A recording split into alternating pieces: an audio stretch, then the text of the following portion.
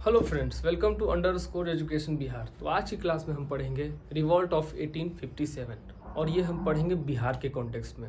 जब हम modern history of India की क्लास करेंगे तो हम 1857 को काफ़ी डिटेल में पढ़ेंगे और वो हम नेशनल कॉन्टेक्स्ट में पढ़ेंगे। वहाँ पे 1857 के कॉजेज़ के बारे में पढ़ेंगे कि आखिर इतने बड़े रिवॉल्ट का क्या कारण था, क्या उसमें मेन कॉजेज थी, कौन से वे लोग थे जिन्होंने इस रिवॉल्ट को लीड किया नेशनल लेवल पे, और ये रिवॉल्ट क्यों फेल हुआ, आखिर इतना बड़ा रिवॉल्ट आखिर फेलियर के कारण क्या है। तो वो सब हम करेंगे जब हम हिस्ट्री पढ़ेंगे उस क्लास में, ठीक है। तो आज की क्लास में हम पढ़ेंगे इसी रिवॉल्ट को बिहार के कॉन्टेक्स्ट में। ये जब रिवॉल्ट बिहार पहुंचा तो आखिर क्या कारण थे कि बिहार में भी ये फेल कर गया, और कौन कौन से ऐसे प्रमुख लोग हैं, कौन से पर्सनालिटीज़ हैं बिहार के ऐसे जिन्होंने इस रिवॉल्ट में अपना पूरा का पूरा योगदान दिया। तो हम उनके बारे में भी पढ़ेंगे और सारा चीज़ पढ़ेंगे कि हाँ, क्या बिहार में कौन कौन से की हाईलाइट्स हुए, कौन कौन से टाइमलाइंस हैं।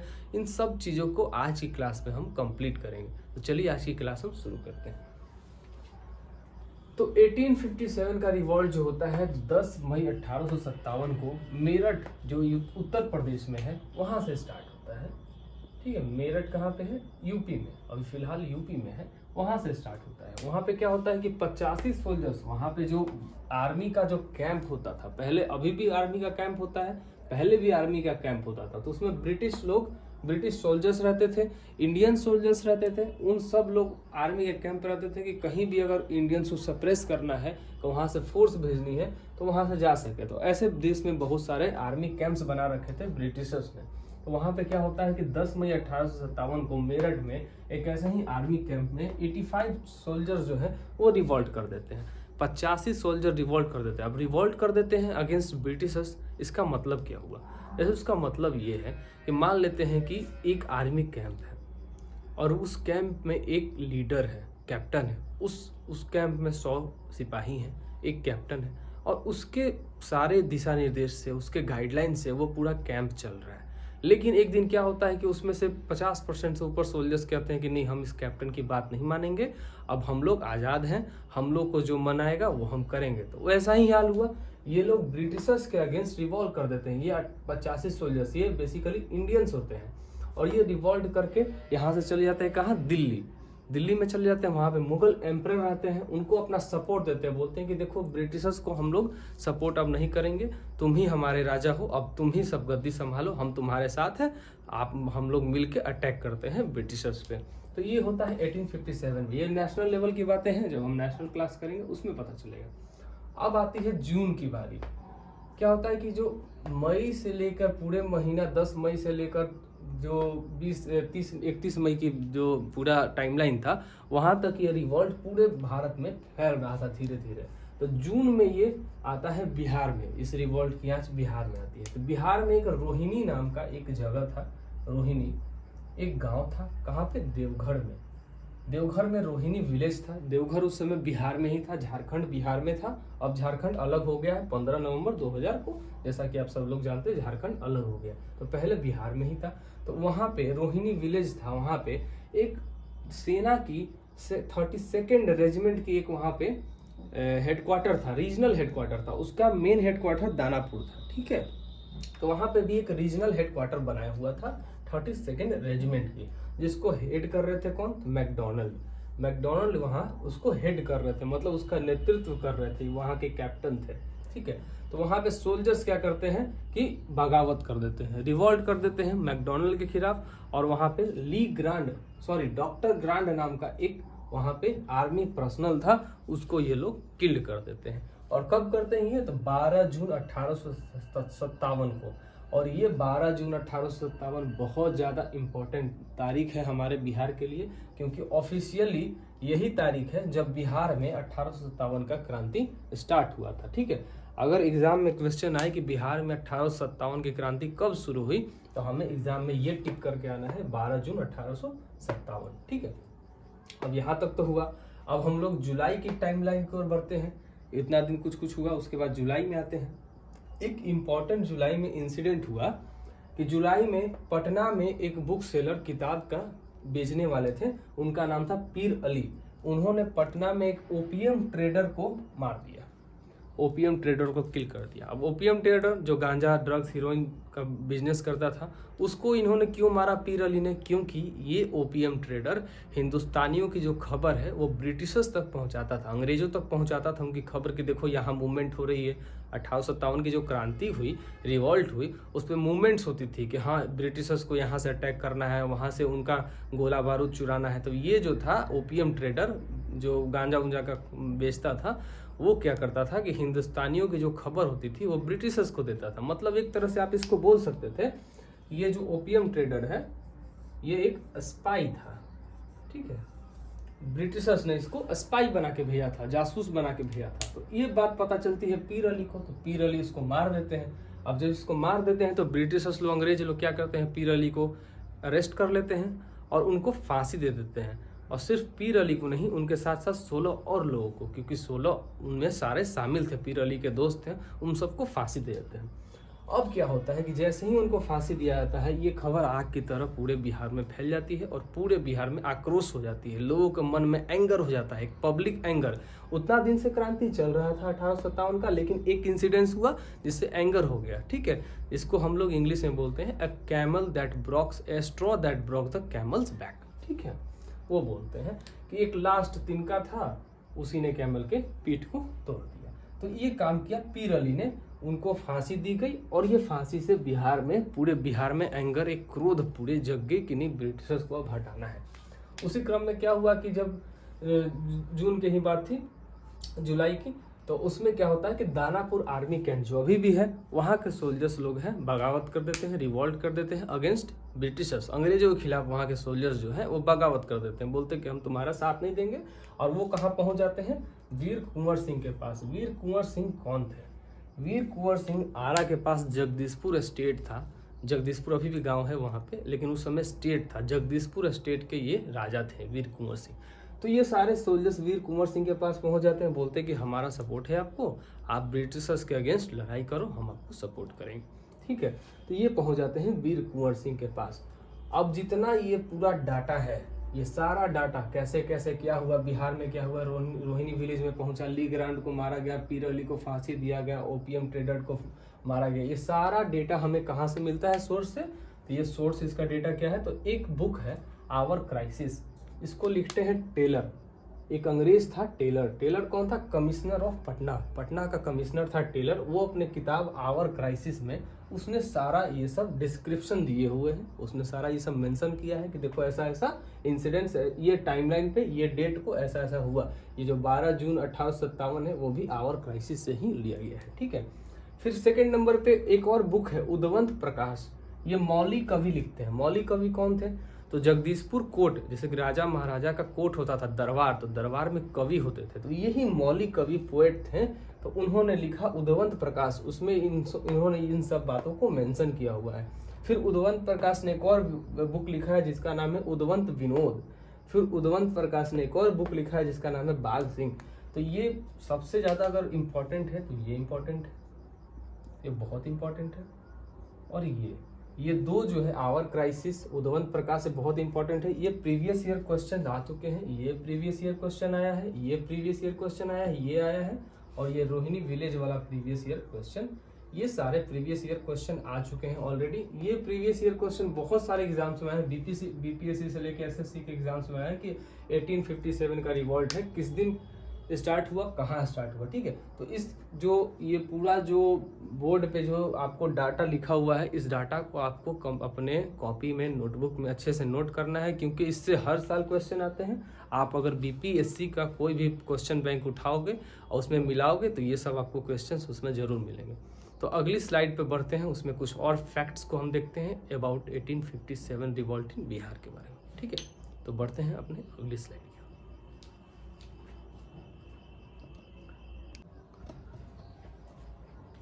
सो हमने पिछली स्लाइड में 1857 रिवॉल्ट के बारे में पढ़ा और बिहार में किस तरह से वो आग की तरह फैली उसके बारे में पढ़ा। जगदीशपुर के जो राजा थे वीर कुंवर सिंह, बाबू कुंवर सिंह, उनके बारे में हमने पढ़ा कि किस तरह से उन्होंने इस बैटल को लीड किया।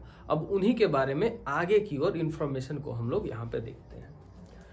तो बाबू कुंवर सिंह का जो जन्म हुआ था वो 1792 में जगदीशपुर जो आरा में है वहाँ पे उनका जन्म हुआ था।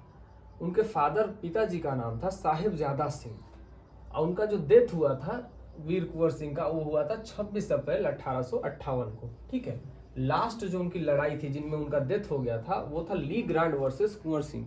ली ग्रांड वर्सेस कुंवर सिंह, ली ग्रांड के साथ उन्होंने लास्ट अपनी बैटल लड़ी थी जिनमें उनकी मौत हो गई थी। और ये हम देखेंगे, मौत बोलना गलत होगा, वो शहीद हुए थे। ये हम देखेंगे कि बाबू वीर कुंवर सिंह आखिर इतने बहादुर इंसान वो किस तरह से शहीद हुए थे, उनकी एक बहुत ही गौरवशाली इतिहास था और उसी के बारे में हम लोग जानेंगे। So movement of Kunwar Singh में हम लोग देखते हैं। अब जैसे कि कुंवर सिंह को सपोर्ट मिल गया था दानापुर जो आर्मी कैंट था वहाँ के सोल्जर्स का, उन्होंने कहा था कि हम आपको सपोर्ट करेंगे, आप इन ब्रिटिशर्स को बिहार से खदेड़ के भगाओ।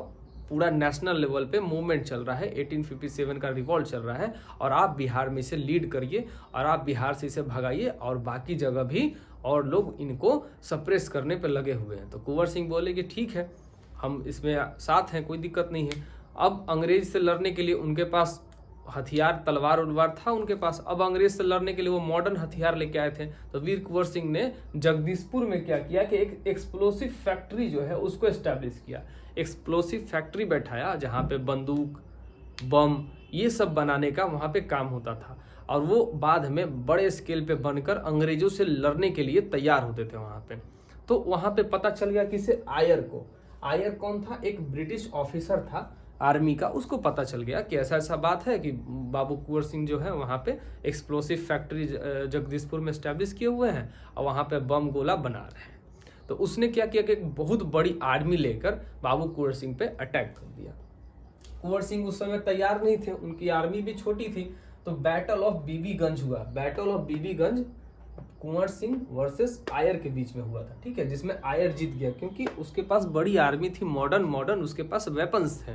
लेकिन कुंवर सिंह के पास आर्टिफिशियल वेपन्स नहीं थे, उनके पास जो भी वेपन्स थे वो पुराने जमाने के वेपन्स थे, जो ट्रेडिशनल वेपन्स होते हैं वो वेपन्स थे। प्लस में आर्मी भी उनकी थोड़ी छोटी थी। तो इस बैटल में काफी बहादुरी से लड़ने के बाद कुंवर सिंह जो है हार गए, लेकिन उन्होंने सरेंडर नहीं किया, आत्मसमर्पण कुंवर सिंह नहीं किया। वो वहां से एस्केप हो गए, निकल गए कि चलो अभी तो हम यहाँ से चले जाते हैं, बाद में अंग्रेजों को हम बाद में इनको मजा चखाएंगे, इनको हरा देंगे।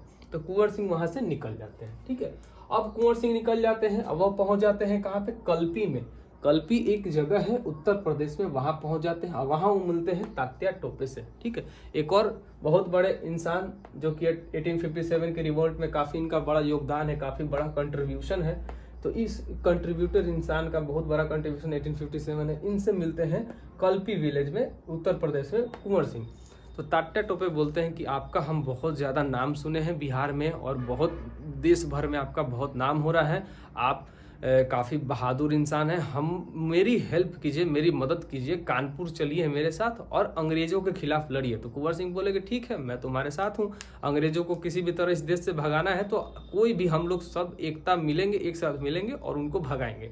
तो ये पहुँच जाते हैं कानपुर कुंवर सिंह तात्या टोपे के साथ और अंग्रेजों के साथ लड़ाई करते हैं। वहाँ एक बैटल होती है, लड़ाई होता है अंग्रेजों के साथ और अंग्रेजों को बुरी तरह से मिलकर ये दोनों हरा देते हैं। ठीक है, उसके बाद कुंवर सिंह को ऑफर आता है, वहाँ के लखनऊ के जो शाह होते हैं उनका ऑफर आता है कि लखनऊ चलिए मेरे साथ, वहाँ पे लड़ाई कीजिए, अंग्रेजों ने नाक में दम कर रखा है। तो लखनऊ जाते हैं, वहाँ पे लड़ाई करते हैं और बहुत बहादुरी से अंग्रेजों को हरा देते हैं। तो वहाँ का जो शाह है लखनऊ का, वो बहुत ज़्यादा खुश होता है और 12,000 वो रुपए देता है कुंवर सिंह को और उपाधि बहुत सारे देता है कि आप बहुत ज़्यादा वीर हो, आपने मेरी गद्दी बचा ली। अब ये सब हो गया। ठीक है, उसके बाद क्या होता है कि हम अमर सिंह के बारे में पढ़ेंगे। अब कुंवर सिंह के बारे में हम लोग आएंगे, कुंवर सिंह कैसे, इनके जो लास्ट फाइट होता है, पहले अमर सिंह के बारे में हम लोग इंट्रोडक्शन ले लेते हैं। तो अमर सिंह कुंवर सिंह के भाई थे, उन्होंने कैमूर हिल्स में, अब क्या है कि जब कुंवर सिंह जो यहाँ एक्सप्लोजिव फैक्ट्री पे जब आयर ने अटैक कर दिया था तो कुंवर सिंह तो हार गए थे, कुंवर सिंह चले गए थे उत्तर प्रदेश, यहाँ अपने लड़ाई को लड़ रहे थे। तो वो जगदीशपुर का जो इलाका था उसे ब्रिटिशर्स, अंग्रेजों ने अपने कब्जे में कर लिया। अब अंग्रेज वहाँ पे कब्जे में कर लिए तो कुंवर अमर सिंह को वहाँ से भागना पड़ा, एस्केप करना पड़ा वहाँ से। और ये कैमूर के हिल में, जो बिहार में कैमूर की पहाड़ियाँ हैं, वहाँ पे उन्होंने जाके अपना एक पैरेलल सेल्फ गवर्नमेंट बनाया। अब पैरेलल सेल्फ गवर्नमेंट क्या होता है इसे हम समझेंगे। ठीक है, ये जो पैरेलल सेल्फ गवर्नमेंट है काफ़ी इंपॉर्टेंट है। ये क्विट इंडिया मूवमेंट में भी इसका बहुत ज़्यादा रोल था। क्विट इंडिया मूवमेंट जब हम आगे पढ़ेंगे उसमें भी पैरेलल सेल्फ गवर्नमेंट के बारे में पढ़ेंगे। तो जो पैरेलल सेल्फ गवर्नमेंट जो क्विट इंडिया मूवमेंट में अपनाया गया, यहीं से इंस्पिरेशन लिया गया है, ठीक है, हमारे बिहार से ही उसको इंस्पायर होकर वहाँ पे उसको कंट्रीब्यूट किया गया था। तो चलिए हम पढ़ते हैं पैरेलल सेल्फ गवर्नमेंट के बारे में। अब पैरेलल सेल्फ गवर्नमेंट क्या होता है? जैसे कि अभी भारत में प्रधानमंत्री नरेंद्र मोदी हैं, प्राइम मिनिस्टर हैं, उनकी एक कैबिनेट है, उनकी एक किचन कैबिनेट है और बहुत सारे मंत्री मिलकर कैबिनेट में लाके एक सरकार बनाए हुए हैं। उनका एक आर्मी है, हमारे देश की जो आर्मी है, एयरफोर्स है, ठीक है, और वो सब जगह से लॉ एंड ऑर्डर को फॉलो करते हैं और जो भी कहीं प्रॉब्लम आती है बॉर्डर पे तो आर्मी के लिए भेजते हैं और इंटरनल प्रॉब्लम के लिए पुलिस को भेजते हैं। कानून व्यवस्था बनाई हुई है, सारे नियम कानून संविधान बनाया हुआ है। लेकिन क्या होता है कि एक भारत में किसी जगह पे एक स्पेसिफिक एरिया में क्या होता है कि कुछ हजारों लोग क्या करते हैं कि हथियार उठा लेते हैं और बोलते हैं कि आज के बाद इस एरिया पे जो भी जितना बड़ा भी एरिया हो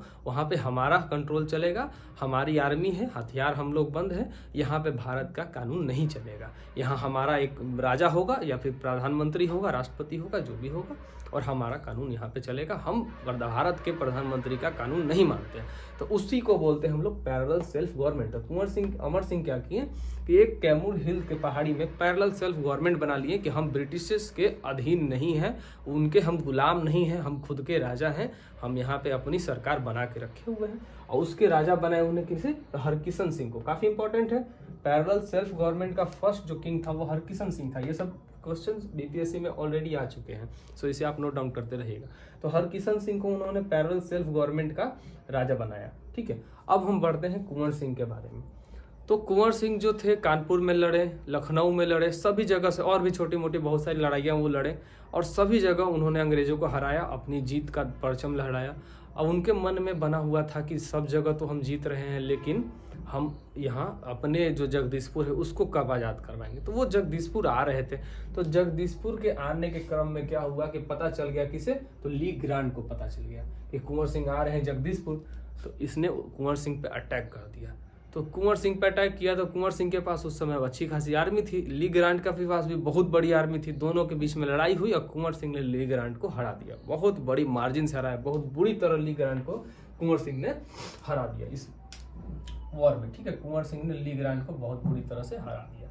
अब क्या होता है कि ली ग्रांट जब हार जाता है, जब वो जाने लगता है, जब कुंवर सिंह जीत गए थे, तो वो क्या होता है कि उनके ली ग्रांट के आर्मी में एक सेनापति था, सेनापति बोल रहे हैं, एक सेना था, एक ऑफिसर था, उसका नाम था डगलस, ठीक है। जैसे आर्मी में बहुत सारे ऑफिसर्स होते हैं, वैसे एक ऑफिसर था, उसका नाम था डगलस। उसने क्या किया कि बम जो है कुंवर सिंह पे मार दिया, फेंक दिया कुंवर सिंह पे बम। वो हार गए थे ली ग्रांट, अंग्रेज हार गए थे, लेकिन इसने क्या किया कि बेईमान, अंग्रेज तो बेईमान होते हैं, उसने क्या किया, कुंवर सिंह ने मतलब कि हम जीत गए हैं, हम तुम पे अब अटैक नहीं करेंगे, तुम यहाँ से भाग जाओ, एकदम आराम से रिलैक्स थे।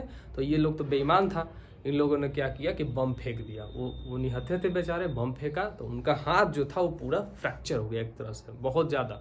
अब बम उनके हाथ में बहुत सारे पार्ट्स में घुस चुका था और धीरे धीरे पॉइजनस होता है बम, उसमें बहुत सारे बारूद होते, शरीर में फैल रहा था। तो कुंवर सिंह ने क्या किया कि अपने हाथ को काट के गंगा जी में समर्पित कर दिया, ठीक है। लेकिन इस घाव के बाद कुंवर सिंह जो है वो फिर से रिकवर नहीं कर पाए और उनकी लास्ट में मौत हो गई, मृत्यु हो गई, वो शहीद हो गए 26 अप्रैल 1858 को। इस दिन बाबू कुंवर सिंह शहीद हो गए, ठीक है। तो ये इंपॉर्टेंट है, याद रखना है। अब हरकिशन सिंह के बारे में हम फिर यहाँ आते हैं, पैरेलल सेल्फ गवर्नमेंट पे आते हैं। तो पैरेलल सेल्फ गवर्नमेंट मैंने बता दिया, हरकिशन सिंह को अमर सिंह ने राजा बनाया था।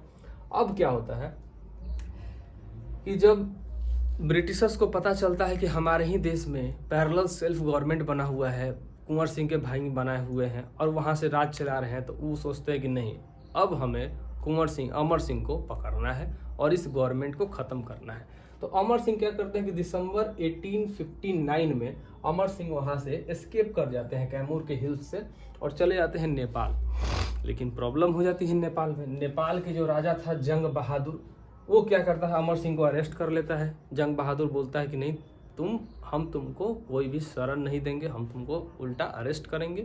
और वो क्या करता है कि ब्रिटिशर्स को इन्फॉर्म कर देता है, अंग्रेजों को, कि देखो हमने अमर सिंह को, तुम्हारे दुश्मन को हमने गिरफ्तार कर लिया है, तुम आओ ले जाओ। और वो ब्रिटिशर्स को अमर सिंह के हवाले कर देता है, अमर सिंह को ब्रिटिशर्स के हवाले कर देता है, ठीक है, हैंड ओवर कर देता है। उसके बाद ब्रिटिशर्स क्या करते हैं, अंग्रेज उनको गोरखपुर जेल में डाल देते हैं, और गोरखपुर जेल में डालने के बाद 1 साल बाद उनकी डेथ 5 फरवरी 1860 को अमर सिंह की डेथ हो जाती है। 5 फरवरी 1860 को गोरखपुर के जेल में ही अमर सिंह की डेथ हो जाती है।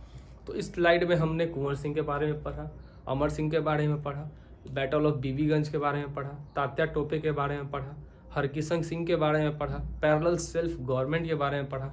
और सारा डाटा जो है बहुत ज़्यादा इंपॉर्टेंट डाटा है। आपके पास जो डाटा है इसे आप कॉपी में अपने नोटबुक में नोट डाउन कर लें।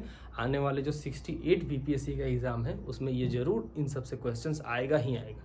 तो हम अगली स्लाइड में कुछ बुक्स राइटर्स के बारे में पढ़ेंगे जो कि 1857 के रिलेटेड है, और कुछ और फैक्ट्स के बारे में जानेंगे। तो बढ़ते हैं अपने अगली स्लाइड की ओर।